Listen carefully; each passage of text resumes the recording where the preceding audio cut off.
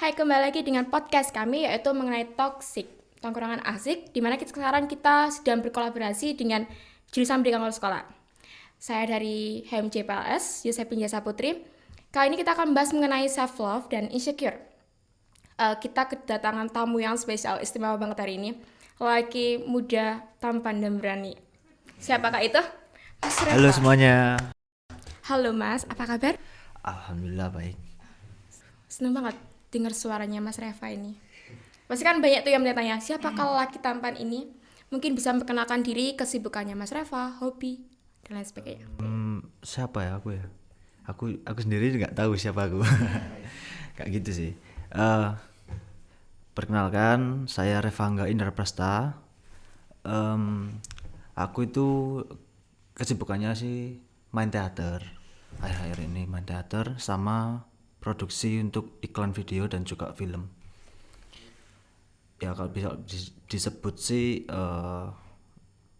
lebih sering ke freelance sama produser. Ya karena baru gabung teater juga 6 bulan terakhir kalau nggak salah, ya 6 bulan terakhir.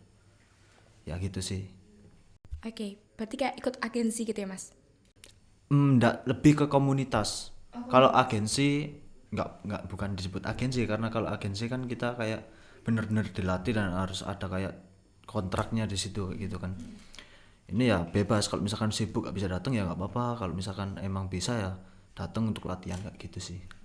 Oke, berarti lebih ke ngelatih skillnya ya? Iya, kita ngelatih. Kalau di teater sendiri kan memang ini kita fokus di olah suara, olah gerak sama ekspresi ya, gestur juga sih. Ya itu, ada yang kadang nyanyi kayak gitu. Em, Kayak teriak-teriak gak jelas, apalagi kayak nari-nari aneh gitu sih. Paham, paham. Kenapa sih Mas Reva ini kayak, gimana ya, tertarik dengan bidang teater? Awalnya udah dari SMP ya sebenarnya. Karena aku sendiri emang tertarik di dunia film dari SMP dan memutuskan untuk masuk ke SMK Multimedia. Nah, dulu itu sekolahku kan di SMK 4. Dulunya emang kepikiran sih emang mau ke Istana Negara kayak gitu sebagainya. Tapi karena aku sendiri itu anaknya kayak apa ya, blendes lah ya, apa ya kalau nyebutnya. Males, sering telat kayak gitu. Akhirnya ya guru-guru kan pasti memilih untuk yang ke Istana Negara kan pasti yang rajin, yang benar-benar tanggung jawab gitu. Ya akhirnya aku nggak pilih, harus magang ke tempat lain, sampai aku pindah magang 3 kali kalau nggak salah ya. Iya 3 kali beneran. Ya pertama sih emang kayak nyari ilmunya ya, nyari skillnya. Terus lama kelamaan kok ada sing tempat emang nggak cocok sama diriku sendiri, karena aku emang orangnya intuitif. Nggak kayak logika. Kalau misalkan aku ngomong enggak ya berarti aku harus nuruti enggak itu gitu, nuruti hatiku sendiri lah kayak gitu. Akhirnya sampai sekarang ada yang magangku terakhir itu, untungnya orangnya itu juga fokus ke film. Enggak kan, kalau di Malang kan memang video kebanyakan mayoritas kan wedding, terus iklan-iklan kecil kayak iklan-iklan UMKM dan sebagainya. Dan untungnya kok di tempat magang yang aku terakhir ini yang ketiga itu juga fokus film. Aku diajak untuk kesempatan jadi apa, behind the scene-nya juga misalkan gitu, terus bantu-bantu di art. Ya sampai sekarang juga aku sering-sering freelance juga nge-art gitu, apa kalau di film itu penata artistik lah gitu ya, penata artistik. Ya itu sih. Keren banget ya. Jadi saya ngerasa sedikit terpesona dengan Mas Reva hari ini. Oke, kalau ikut di bidang teater pasti kan seorang pemeran ya. Ya, Mm-mm. Itu punya kepercayaan diri yang bagus lah. Misalnya ya untuk menuju kepercayaan diri itu pasti butuh proses. benar benar. Proses yang dilalui sama Mas Reva. Kalau awalnya jujur ya, aku tuh orangnya pendiam. Aku tuh orang kalau ketemu orang baru itu lebih, kalau emang nggak ada tujuan untuk ngomong, aku nggak bakalan ngomong sesuatu yang basa-basi. Ya sebenarnya sampai sekarang sih, karena eh, aku untuk menolak hal itu karena ya dulu di tempat magang yang aku merasa nggak enak itu kita dipaksa anak magangnya itu dipaksa untuk ngomong basa-basi ke apa kayak karyawan di situ untuk mendapatkan nilai sikap yang baik. Nah, menurutku itu kan nggak make sense ya, kayak nggak masuk akal. Kenapa kita harus basa-basi tapi untuk mendapatkan nilai sikap yang baik? Padahal kan kita juga attitude kita misalkan, terus yang lain lah, misalkan bisa dinilai itu kebaikan kita kan nggak dinilai dari situ doang gitu loh. Ada yang lain, misalkan perbuatan kita membantu orang yang di jalan kayak gitu kan, apakah mereka tahu untuk menilai hal itu? Kan enggak. Yang dinilai oleh mereka kan pasti di tempat magang doang. Nah itu yang sampai sekarang aku ngapain sih basa-basi kayak gitu sih. Kalau memang ada apa tujuan untuk ngomong, ya aku bakalan ngomong sepanjang lebar apapun kayak gitu sih. Mungkin tipenya Mas Revanga ini ngomong yang penting aja lah ya. Ah, Masuk aja. ya untuk kalau misalkan disebut percaya diri, tetap sih kalau percaya diri kan memang penting ya, bagi setiap orang itu memang penting. Karena kalau kita nggak percaya sama diri sendiri kan siapa ya yang mau percaya lagi gitu loh. Kita berharap pada orang lain nggak bisa gitu loh. Nggak bisa, benar-benar. Oke, tapi kan kita juga bisa lihat ya Mas ya. Mungkin aku juga nih. Ada semua orang itu punya tingkat kepercayaan dirinya itu kurang. Ya mungkin perkara looknya.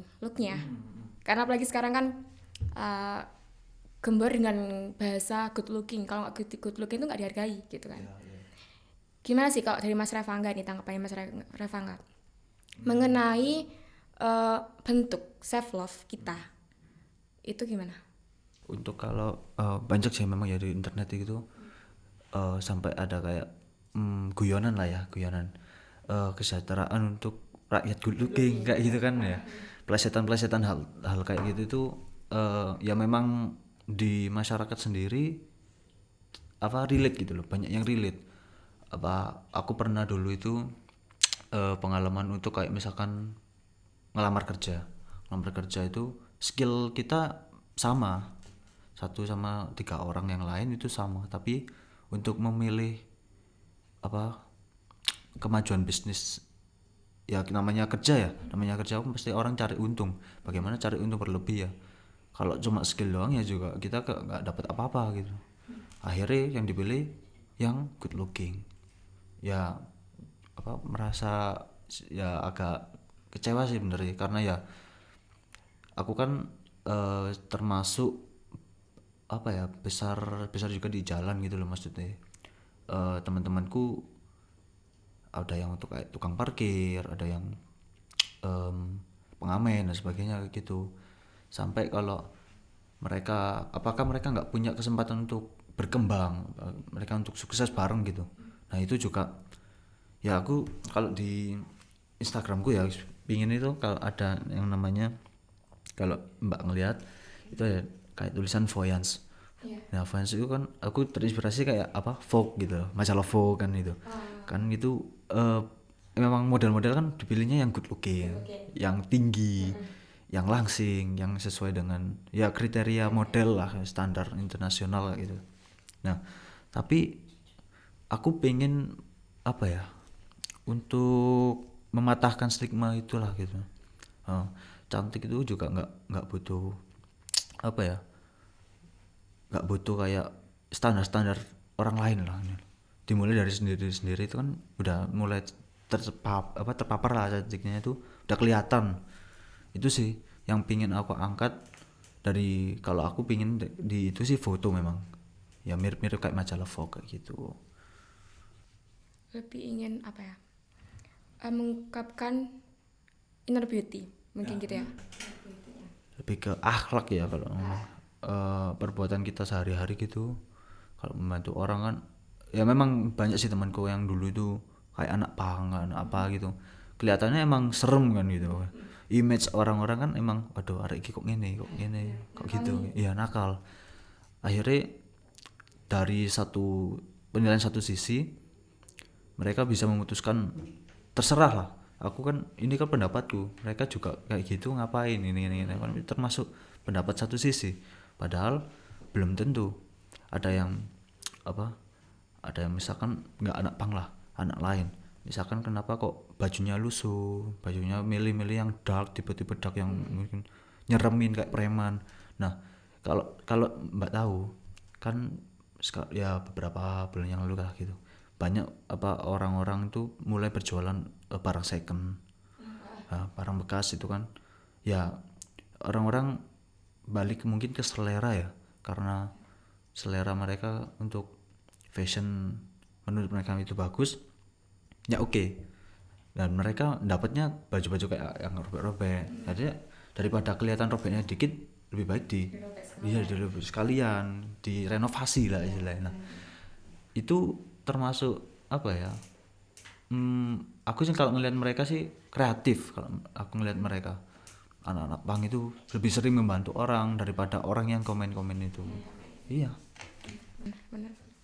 Apa ya, seninya yang dilihat. Benar. Ya sih, pengalaman Mas Ramangga oke juga. Aku juga pernah punya teman anak pang juga. Itu juga gitu. Mungkin karena kita kan nggak bisa melihat itu benar dari satu sisi aja, harus melihat dari sudut pandang yang lain, karena setiap orang kan punya kelebihan dan kekurangannya masing-masing. Mungkin background dia jadi anak pang kita kan juga nggak tahu. Cuma memang orang-orang mungkin karena masyarakat ini apa ya, stigmanya masih tradisional lah.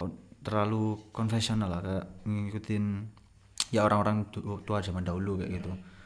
Ya ada benarnya ada salahnya, cuma kan emang di Indonesia kan kalau menurutku ya kita itu juga ndak terlalu diajarkan untuk berpikir kritis kayak gitu.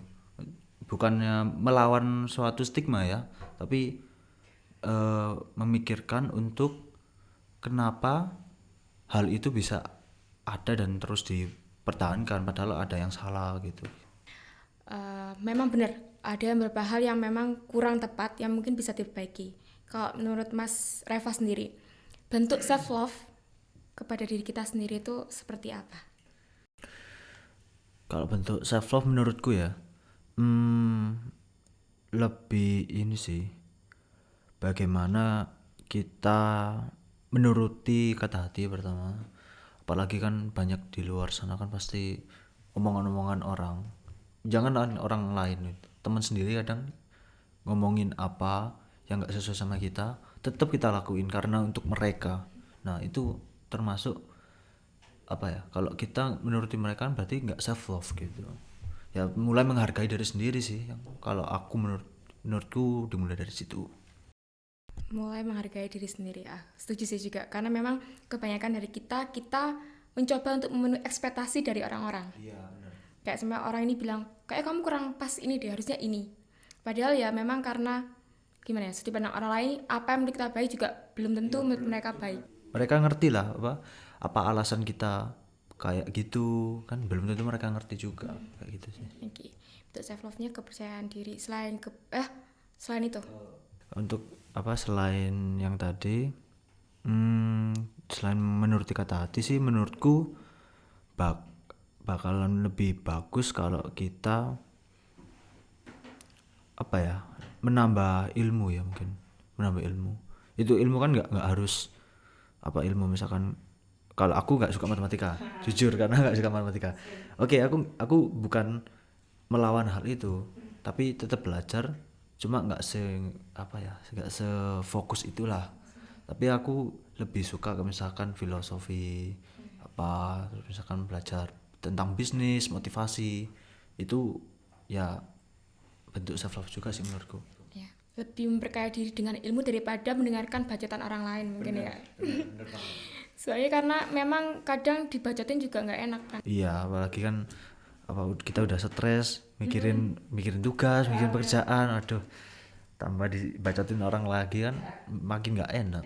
Mental setiap orang itu juga berbeda kan ya. Terus selain kedua hal itu mungkin ada hal yang lainnya mungkin buat Mas Reva tuh, maksudnya apa ya, titik poinnya kayak penting itu kalian harus gini.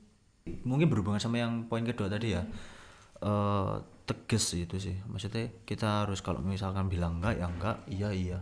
Itu karena gimana ya, banyak di luar sana itu kadang orang yang sungkan-sungkan atau istilahnya putih nggak putih, hitam nggak hitam, di tengah-tengah jadi kan abu-abu kayak gitu, malah banyak yang dipergunakan. Akhirnya mereka menyalahkan orang lain. Padahal mereka sendiri yang apa istilahnya ya membuat hidup mereka seperti itu. Nah, mereka menghindari tanggung jawab dengan cara menyalahkan orang lain kayak gitu. Lebih menghargai diri sendiri sebenarnya harusnya. Nah, harusnya ya lebih tegas untuk menghargai diri sendiri, menemukan esensi hidup untuk apa ya? Ya kalau aku cinta diriku sendiri, kalau aku nggak suka ya ngomong nggak, kalau aku suka ya ngomong suka kayak gitu. Benar. Jangan menjadi orang yang pelin-pelan terus akhirnya menyalahkan orang lain. Ikut-ikutan. Ikut-ikutan. Tren sekali sekarang itu ikut-ikutan. Mengenai self love, ketika kita nggak self love, kita nggak menjadi kita sendiri kan banyak tuh timbul rasa insecure. Iya. Benar. Karena setiap ini kalau dari aku ya pendapatku, aku juga punya rasa sisi insecure itu ketika lihat orang cerdas, ketika dia pintar ngomong, ketika dia tuh kayak gimana ya, orang cerdas sama pintar kan beda ya. Iya, benar. Kayak setiap orang cerdas kalau ngomong tuh rasanya itu beda. Dan aku selalu insecure lihat itu karena melihat diriku sendiri, aku males-malesan. Tapi kok iri sama orang cerdas gitu loh. Kalau Mas Rafa gimana? Untuk insecureku sih apa ya? Kalau aku nggak pernah iri kalau sama orang lain ya. Jujur karena untuk diriku sendiri, aku menganggap bahwa hidupku udah bahagia gitu. Udah pada titik bahwa aku udah cukup, entara itu materi atau itu ilmu atau bukan menutup diri ya, tapi merasa cukup. Karena insecure itu kan berhubungan dengan sama ini kan, berhubungan sama overthinking juga, terus penyakit mungkin mental yang lain. Nah, kebanyakan dari mereka itu kurang apa ya, kurang mensyukuri hal-hal kecil. Apalagi bukan menyuruh untuk mensyukuri hal-hal kecil sih, tapi memang dari kecil kita nggak diajarkan untuk apa ya, misalkan dapat hadiah kecil-kecilan dari lomba Agustusan di kampung, kita alah mek hadiah ngono tok ae seneng.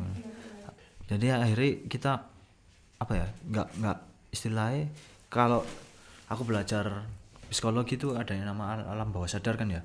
Nah emang kita nggak secara react langsung ngerti bahwa hal itu akan berdampak ke depannya, tapi kalau itu dilakuin terus-terusan ya kita nggak bisa mensyukuri hal-hal kecil itu. Dapat hadiah uang ya cuma misalkan 20.000 dari misalkan apa ya, lomba apa di kampung, sebenarnya kan lumayan, harus disyukuri juga. Tapi ya karena kita juga nggak pernah diajari, ya gimana mau mensyukuri hal-hal kecil itu, ya itu sih. Jadi akhirnya tuh jatuhnya kita selalu melihat kekurangannya kita. Iya benar. Padahal ya benar kata Mas Rafa, sebenarnya kita harus merasa cukup. Ketika seseorang merasa cukup itu pasti ada keinginan untuk bukan melihat kekurangan tapi oh kelebihanku di sini. Aku harusnya meningkatkan kelebihanku tuh di sini, skillku di sini diasah. Tapi memang nggak menutup ya. Kita juga lihat juga di media sosial Twitter gitu.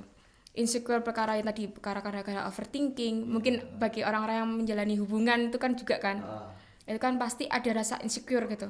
Mungkin karena keluarganya berada, kita di bawahnya, atau karena pendidikannya yang beda, pasti ada rasa insecure. Menurut Mas Reva sendiri, cara menghadapi insecure itu gimana?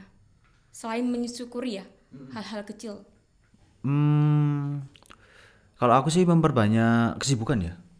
Karena insecure ini apalagi sekarang ya, zaman sekarang ada kayak Instagram, Twitter ya, bener ya kata Mbak itu.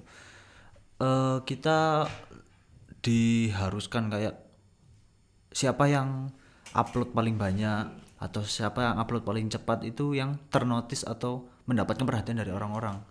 Nah, sebenarnya kan apakah kita harus hidup seperti itu? Apakah kita misalkan nggak upload status, kita nggak upload postingan, kita nggak upload tulisan di Twitter, apakah kita itu nggak hidup? Nah, yang kita kan, yang kita cari, sampai aku bilang ke teman-teman tuh gini, orang bikin status tuh cuma ada dua.